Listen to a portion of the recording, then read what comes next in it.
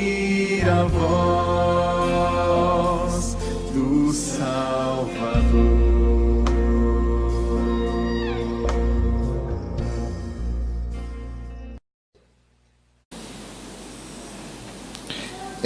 Mateus 1,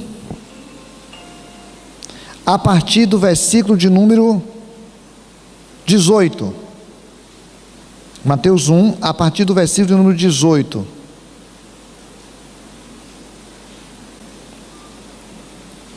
Ok. Ora, o nascimento de Jesus Cristo foi assim: estando Maria, sua mãe, desposada com José, sem que tivessem antes coabitado, achou-se grávida pelo Espírito Santo. Mas José, seu esposo, sendo justo, não a querendo infamar, resolveu deixá-la secretamente. Enquanto ponderava nessas coisas, eis que lhe apareceu em sonho um anjo do Senhor, dizendo: José, filho de Davi, não temas receber Maria, tua mulher, porque o que nela foi gerado é do Espírito Santo. Ela dará à luz um filho, e lhe porás o nome de Jesus, porque ele salvará o seu povo dos pecados deles. Ora, tudo isso aconteceu para que se cumprisse o que fora dito pelo Senhor por intermédio do profeta: eis que a virgem conceberá e dará à luz um filho, e lhe será chamada pelo nome de Emanuel, que quer dizer Deus conosco.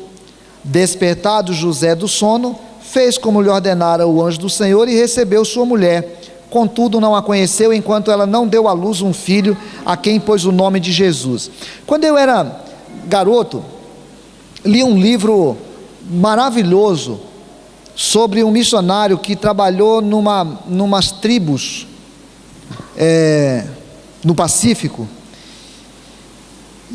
Eu nem estou me lembrando exatamente onde agora, porque eu li faz muitos anos. E eu já contei essa história aqui, porque é uma história que me marca. Era guerra, era conflito entre dois grupos, e ele estava vivendo lá, e estava pregando o evangelho lá, e ele gastou muito tempo para poder aprender a língua. Depois que aprendeu a língua, ele resolveu falar pela primeira vez, reunir um grupo para poder falar, para poder pregar, para poder ensinar. E ele contou a história de Jesus, e aquelas pessoas se encantaram com Judas. Eles não gostaram de Jesus, eles gostaram de Judas, porque o Judas era um cara que foi capaz de fazer amizade com um homem, conviver com ele, e na última hora o traiu. Para ele, alguém que consegue fazer isso é um grande caçador. Então ele era aquele cara que conseguia fazer amizade com alguém e depois matá-lo para comê-lo, né? Por causa da história de antropofagia deles.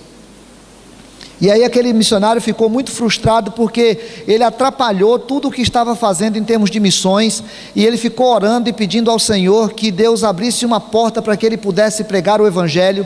E depois de um tempo estava lá, estourou uma guerra entre aquela tribo e uma outra tribo, e ele diz que ele conta na história detalhes lá de morte, de flecha, de fogo, de uma porção de coisa, até que um momento, de repente, o tiro, aliás, diminuiu a quantidade de flecha e foi parando, porque o líder da tribo onde ele estava levantou a mão, e a outra tribo parou. E aí se juntou todo mundo, deu aquele silêncio, e quando ele parou, o líder da tribo foi lá, pegou o seu filho, a sua esposa chorando, angustiada, e ele foi lá e pegou o filho da mão ou do colo da sua esposa, e foi em direção ao grupo inimigo, e entregou o seu filho àquele grupo, e a guerra acabou. Eles reconheceram que agora estava sendo feita a reconciliação. O filho estava sendo entregue para outra tribo, aquela tribo ia levar o filho embora, e aqui agora eles podiam viver na certeza de que eles eram tribos irmãs, porque tinha um membro dessa tribo naquela família. E naquela hora o missionário entendeu a resposta da oração que ele lhe pedia, e ele chamou aqueles irmãos e foi pregar para falar que quando Jesus veio para a cruz, era o pai pegando o seu filho e entregando para que houvesse reconciliação. Nós estamos entrando no período do Natal, Eu queria fazer, antes até de entrar no Natal, abrindo um parênteses aqui, fazer 2 recomendações. Gente, comam menos e gastem menos. Não faça do Natal um instrumento de pecado para comer mais do que precisa, e nem um instrumento para fazer pecar, para deixar a sua família endividada, com um monte de problema para o mês de janeiro. Sabe por quê? Porque o Natal está sendo muito invertido a sua ordem. E aí eu fico pensando, será que o mundo não entende o Natal? Claro que o mundo não entende o Natal. Eu fui lá ao shopping e vi aquela beleza toda de organização, e vi o Papai Noel lá, e vi o papel que o Papai Noel ocupa ali dentro, e aí o Papai Noel e aquela árvore e aquelas coisas todas, e tem um presépiozinho escondido num canto assim, né? Com um menininho, picorucho, coitado, abandonado num canto da beleza do Natal, do shopping. O mundo não entende o Natal, mas eu tenho muito medo que a igreja não entenda o Natal. Eu tenho muito medo que os nossos filhos não entendam o Natal. Eu tenho muito medo que nós deixemos de mostrar para ele que o Natal é a encarnação de Jesus Cristo e todas as dimensões do que significa a encarnação de Jesus Cristo.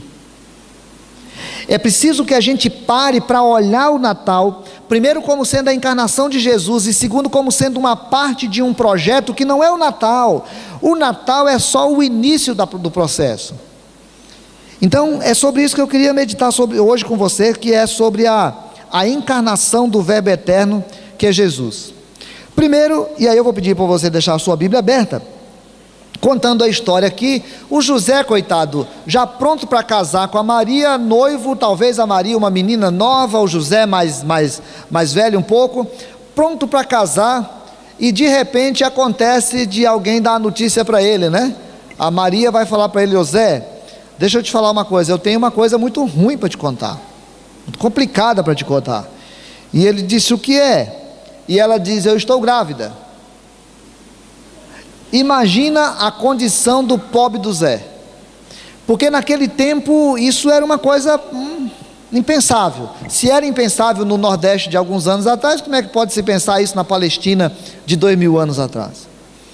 E a Bíblia diz que o José, um homem justo, não querendo expô-la, porque ele poderia expô-la a uma situação terrível na sua comunidade, na sua aldeia, ele resolveu afastar-se e deixá-la para que ela pudesse resolver o problema com a família dela. E aí o anjo do Senhor então aparece para o José, e eu não vou gastar um tempo nisso porque eu tenho muita coisa pela frente, mas ele vai explicar o que aconteceu. Essa explicação do anjo e a apresentação que Mateus vai fazer depois é muito importante para a gente. Primeiro, o anjo diz para o José o seguinte: José, não temas em receber Maria, tua mulher, casa com ela, receba como tua esposa, porque o que nela está sendo gerado é do Espírito Santo. Porque o que nela está sendo gerado é do Espírito Santo. Portanto, José, não temas. É preciso que você receba como tua mulher, porque o que nela foi gerado é do Espírito Santo. É preciso que o José compreendesse uma coisa. Aquilo que o José precisava compreender, nós precisamos compreender para fortalecer a nossa fé. Olha, a gravidez de Jesus, a gravidez de Maria, referente a Jesus, não era algo que surgiu do nada. A gravidez não era resultado da relação de Maria com outro homem. A gravidez não era da relação de Maria com o próprio José. Portanto, ele precisava entender que aquilo que estava acontecendo era alguma coisa absolutamente diferente de tudo que viu. Ela estava grávida, e aquilo que estava acontecendo dentro da barriga dela era gerado pelo Espírito Santo de Deus. Quando eu olhar para a figura do presépio, que até isso estão acabando, né? Até isso estão acabando. Quando eu olhar para a figura do presépio, eu preciso compreender na minha mente que a figura do presépio é gerada pelo Espírito Santo de Deus. Não foi alguma coisa que surgiu do acaso, não foi alguma coisa que surgiu do nada, foi gerado pelo Espírito Santo de Deus. E o José precisava compreender que aquilo que estava acontecendo na vida da sua mulher era obra do Espírito Santo. Antes de Jesus nascer, antes de Jesus surgir, Deus já havia se movimentado em direção à terra. Deus já havia gerado no útero de Maria o seu filho. Então eu preciso parar para pensar sempre o Natal como sendo algo que surge de Deus. E na hora que a gente entender e para frente, na hora que a gente entender o motivo do Natal, de novo a gente tem que parar para entender, surge de Deus. Jesus não é um acidente. Jesus não é obra do acaso. Jesus não é um fato sem controle. Jesus é parte de um projeto. Já havia sido dito lá em Gênesis capítulo 3, versículo 15, que um filho de mulher iria esmagar a cabeça da serpente. Já estava previsto desde antes que a mulher geraria esse filho. E aí eu preciso parar para pensar isso. Primeiro, olha, a obra que eu faço parte, o projeto que você faz parte, ele começa no trono de Deus, não começa na vida de ninguém, ele começa no trono de Deus. Então, Zé, presta atenção, o ente que está sendo gerado na barriga da tua mulher é fruto do Espírito Santo. Segunda, a encarnação de Jesus é uma ação para salvação. Eu acho esse trecho terrível. Acho esse trecho difícil. Porque o anjo vai falar com José e diz para ele: José, ela dará à luz um filho. E você vai colocar o nome desse filho de Jesus, porque a palavra Jesus, que vinha da palavra Josué, era a mesma raiz, significa salvação. Então você vai colocar o nome dele de Salvador. Ele é aquele que salva o outro, ele é aquele que resgata o outro, mas a Bíblia diz que ele vai resgatar dos pecados deles. Quando ele foi falar com José, ele diz: José, filho de Davi. O José era da tribo de Davi, o José era judeu, o José entendia tudo o que significava na história de Israel a morte do cordeiro. O José sabia o que significava a morte do cordeiro. O cordeiro era um ser inocente que era oferecido por causa do pecado do outro. Provavelmente o José também já tinha feito sacrifício muitas vezes. O José entendia que não havia perdão se não houvesse derramamento de sangue. Quando o anjo chega para José, diz assim: José, ela está grávida do Espírito Santo, e você vai colocar o nome dele de Jesus, que significa Salvador.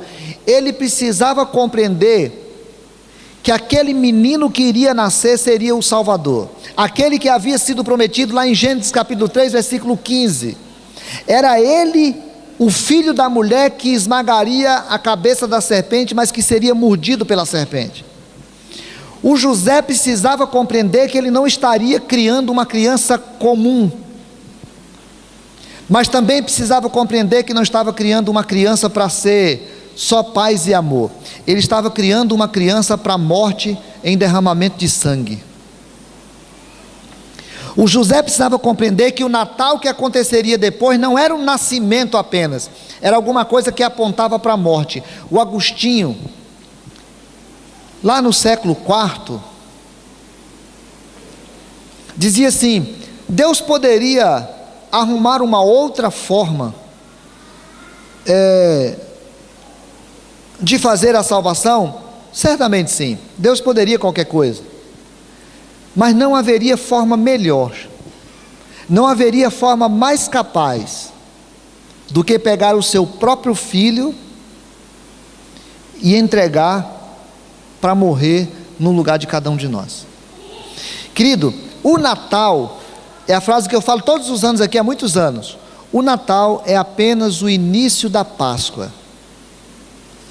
Não se encante com as belezas do Natal, não se encante com as propagandas do Natal, não se encante com o Natal como alguma coisa em si.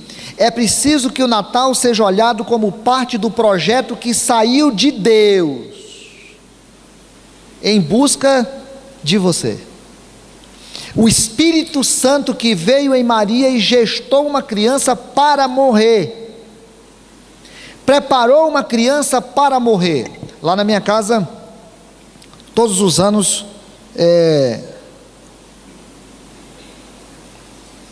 meu pai comprava um porquinho, né? Como é que chama? Um leitãozinho novo, começo do ano, que colocava num lugar lá, e ficava alimentando aquele coitado, com o que tinha de mais especial, né? E ficava alimentando ele, e eu sofria com aquele negócio, porque eu sabia que ele estava sendo alimentado para morrer no final do ano.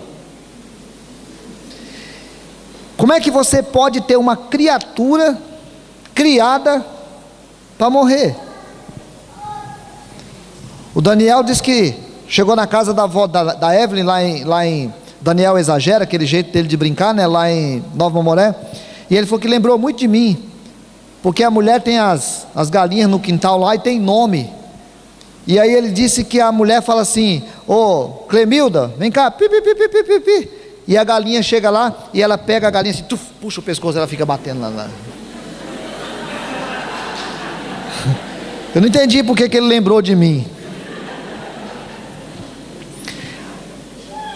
Eu consigo imaginar que é uma crueldade criar um porco para matar. Jesus mandou o seu filho para matá-lo. Jesus, quando nasceu, ele nasceu para morrer, e morte de cruz. Ainda que os teólogos tenham questionado se existia outra forma, ainda que os espíritas insistam em falar que Jesus foi um espírito desenvolvido, que veio para cá, não, Jesus veio para morrer. Jesus veio para morrer. Ainda que a igreja, de vez em quando, se encanta mais com a manjedoura do que com a cruz. E eu estava pregando quarta-feira lá em Paraná, e estava lembrando assim: nós não fomos chamados para carregar uma manjedoura, nós fomos chamados para carregar uma cruz, porque Jesus foi morto na cruz. Ainda que o comércio mundial tenha mudado o sentido do Natal, nós não podemos mudá-lo, porque o sentido do Natal é uma busca de Deus, uma ação de Deus para vir à terra, saber que Ele estaria se encarnando para morrer, Ele estaria assumindo uma forma humana para morrer. E isso precisa me fazer pensar pelo menos duas coisas. A primeira, o amor de Deus por nós é uma coisa indescritível. O amor de Deus por nós é alguma coisa fora do normal. E o apóstolo Paulo diz assim: eu oro para que vocês entendam o amor de Deus por vocês. Quão imensurável é o amor de Deus. Irmão, você sabe disso? Você se lembra disso? Hoje eu mandei uma mensagem para alguém que fez aniversário. Eu estava falando assim: que nada faça apagar no teu coração a consciência do que Cristo fez na cruz por você. Será que a gente para pensar o quanto significou o amor de Deus por nós? Será que eu paro para compreender? Eu não consigo entender como que algumas pessoas que são crentes há muito tempo, elas abandonam a igreja. Elas estão afastadas, elas estão abandonadas. Como?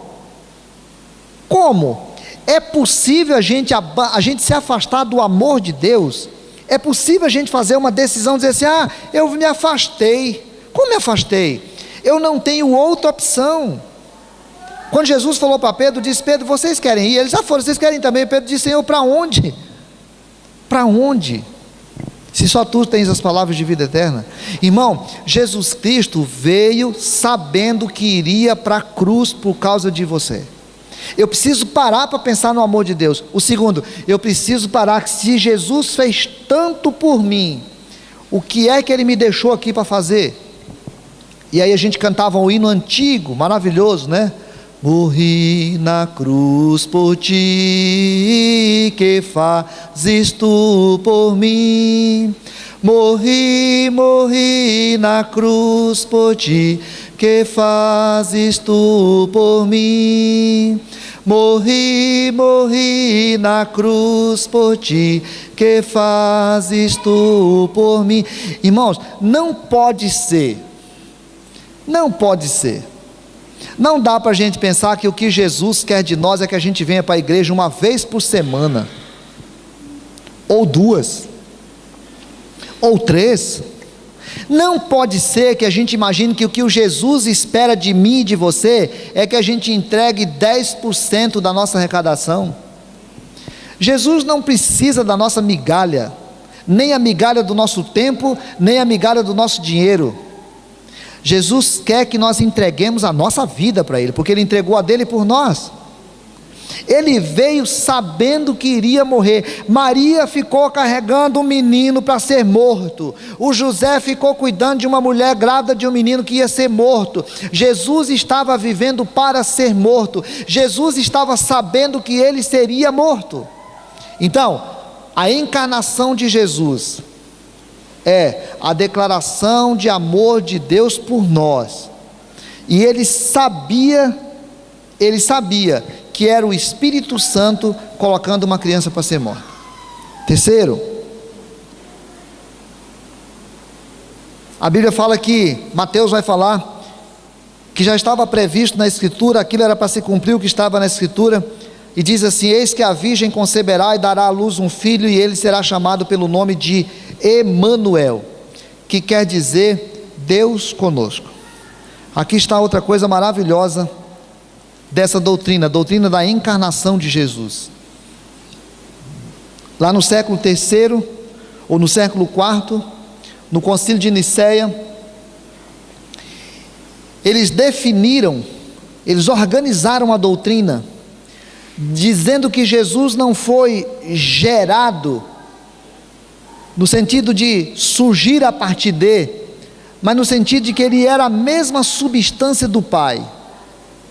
Portanto, aquela criança que estava sendo gestada na barriga de Maria, não era apenas uma criança, era o Deus que se encarnou, era o Verbo eterno que se fez carne. E a Maria agora estava gestando Deus na barriga. Para o judeu isso era muito complicado entender. Como é que o judeu, que tinha sempre na sua mente essa ideia da transcendência de Deus, agora estava entendendo que Deus estava ali?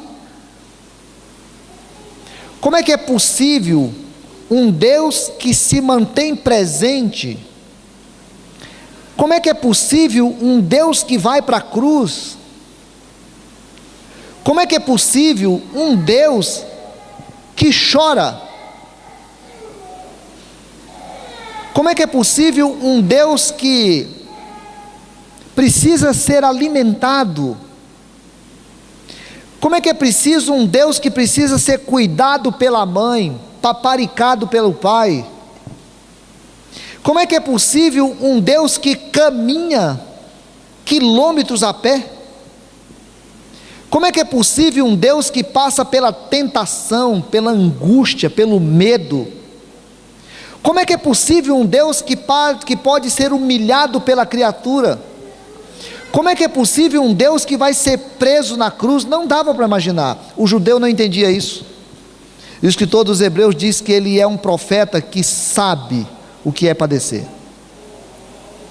Jesus é o Emanuel, que significa Deus conosco. É o Deus que resolve morar conosco.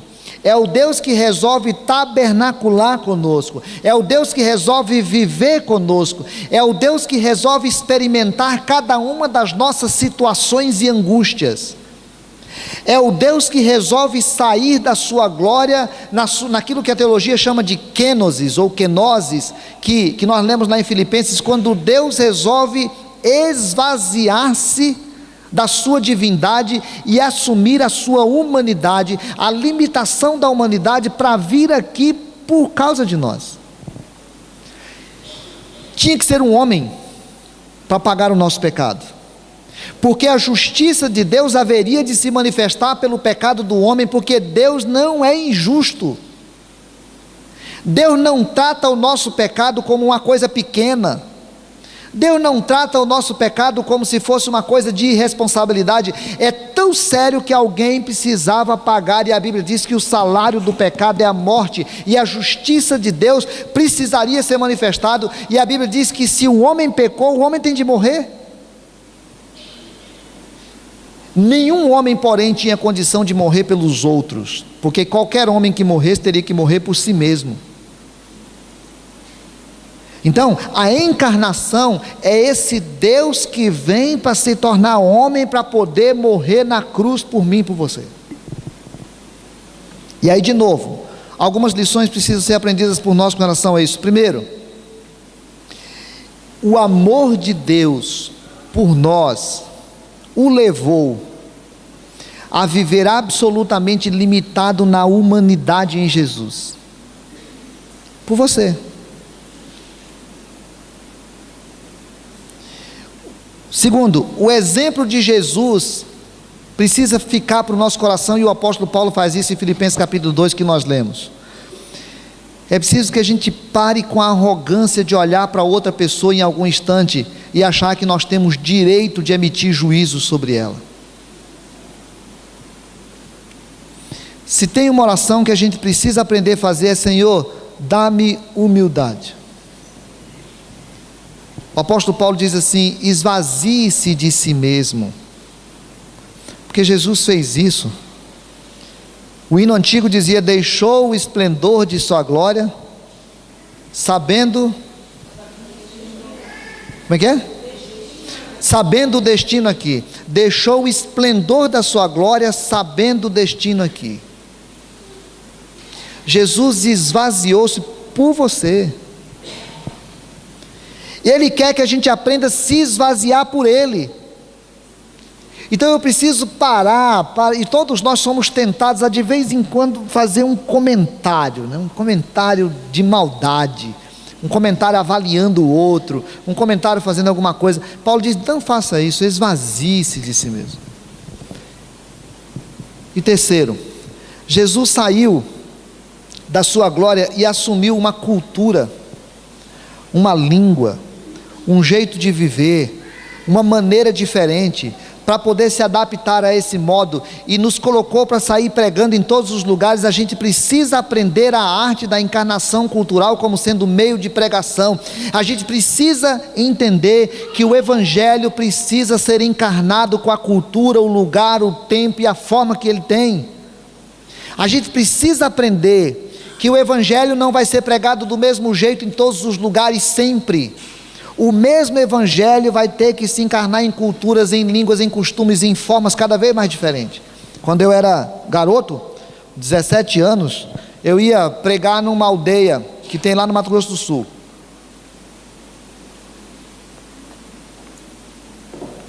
Lá em Miranda. E a gente ia de bicicleta, deixava a bicicleta no meio de um mato lá, andava alguns quilômetros numa matinha e chegava na aldeia. E aí o professor no seminário diz assim, que pastor tem que pregar de terno, que toda vez que for pregar a palavra de Deus tem que pegar a melhor roupa que existe e usar o terno. E aí eu disse para ele: reverendo, mas aí contei a história para ele dessa aldeia. Ele disse: não, mas aí não, você vai pregar numa aldeia, a aldeia é longe, você pega o terno, coloca dentro de uma malinha, vai, e na hora que for começar o culto você bota o terno, porque ele ainda acha que a cultura, achava, né, já morreu, que a cultura da Europa é a cultura que deve ser seguida para todo mundo. Não, o Evangelho tem que se adaptar à sua cultura, ao seu lugar, porque Jesus fez isso. Ele esvaziou da sua glória e veio aqui viver a realidade daquelas pessoas que estavam na Judéia do século I. E a Bíblia diz mais, a Bíblia diz que ele veio na plenitude dos tempos, no tempo certo Jesus nasceu para morrer. Aquele missionário compreendeu, aquele missionário entendeu. Na hora que ele viu aquela criança sendo entregue, ele entendeu qual era a mensagem que Jesus queria que fosse falado para a tribo. E ele entendeu que aquela era uma janela que estava aberta naquela cultura para o Evangelho. Será que eu entendo o que é o Natal? Será que eu entendo que o Natal é essa parte da história que o Espírito Santo gerou para a minha salvação, como sendo a manifestação de Deus presente na minha história?